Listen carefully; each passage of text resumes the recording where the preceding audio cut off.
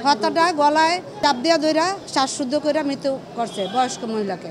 এই মামলার ঘটনা হলো দেবীদের থানাধীন জিংলাবাড়ি এলাকায় ঘটনা হলো ৩/৩/২০১০ হইতে ৪/৩/১০ তারিখে। এখানে যে ভিকটিম আনোয়ারা বেগম সে বয়স্ক মহিলা ছিল।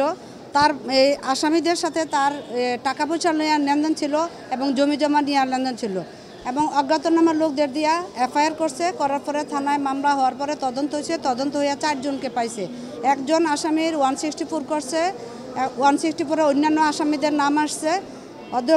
মোকদ্দমা রায় মোট রাষ্ট্রপক্ষ 8 জন সাক্ষ্য প্রমাণ দিছে।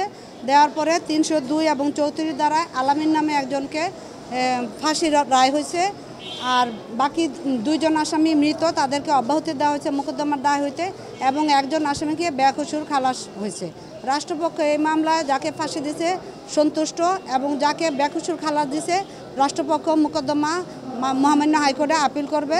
আমি অ্যাডভোকেট রেবেকা সুলতানা এই মামলায় রাষ্ট্রপক্ষে এপিপি হিসাবে নিয়োজিত ছিলাম।